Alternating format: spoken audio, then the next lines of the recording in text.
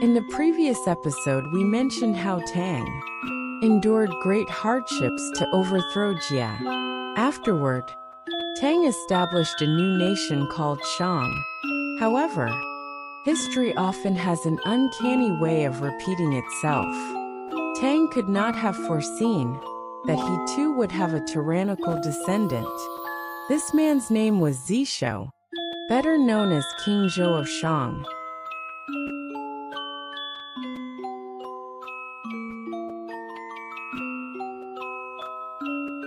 King Zhou of Shang was not an incompetent ruler. On the contrary, he was a man of remarkable talents, both in governance and physical prowess. Legend has it that King Zhou possessed extraordinary strength, comparable to the combined might of 9 bulls. He was said to be capable of wrestling fierce tigers barehanded. Moreover, King Zhou had a sharp tongue and exceptional eloquence. When his ministers tried to admonish him, he would counter their arguments so effectively that they were left speechless. King Zhou spent lavishly on constructing an extravagant playground. This playground featured 2 major attractions. One was a swimming pool filled entirely with wine, and the other was a forest where meats were hung from the branches like trees. King Zhou and his favorite consort Daji indulged in endless revelry and debauchery within this hedonistic paradise. Such behavior gradually alienated his ministers, and fewer dared to offer counsel. Furthermore, King Zhou was a cruel man who harbored a gruesome fascination with human anatomy and organ transplantation. He took pleasure in dissecting people. One infamous story recounts his uncle Bit Gon, who was rumored to have a 7-orifice, exquisite heart. King Zhou ordered his uncle's chest to be split open so he could verify the claim. Naturally, a man cannot live without a heart, and Gon soon perished. His death terrified another of King Zhao's uncles, Ji, who feigned madness to escape death, even lowering himself to become a servant in someone else's household. Despite his convincing act, King Zhou saw through Ji's ruse and imprisoned him. King Zhou's tyranny and reckless misdeeds earned him widespread condemnation before long. King Wu of Zhou Gfa rose against him.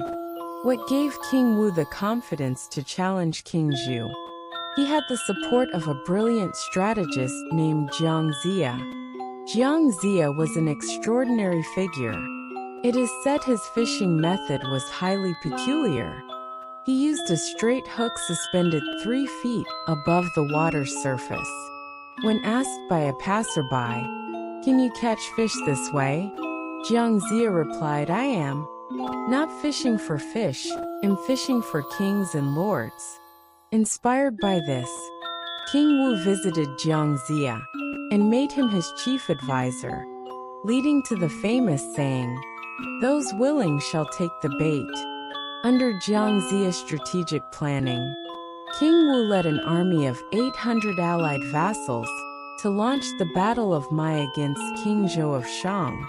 Although King Zhou commanded a large army, his excessive cruelty led many soldiers to defect during the battle. Ultimately, King Zhou suffered a devastating defeat and fled back to his palace, where he committed suicide by self-immolation. Thanks to King Zhou's relentless efforts, the Shang Dynasty was finally brought to ruin. Yet the blame for the dynasty's downfall was unfairly placed on Daji, labeled as a femme fatale responsible for Shang's collapse. In truth, Daji was merely King Zhao's consort. In history, when one speaks of tyrants, the names of Jia of Xia and King Zhou of Shang often come to mind. Thus, rulers infamous for their cruelty are called tyrants like Jia and Zhou, while exemplary emperors are referred to as kings like Yao and Shan. However, many emperors in history were even more brutal than Jia and King Zhou. But because their misdeeds occurred earlier, Jie and Zhou became the enduring symbols of tyranny.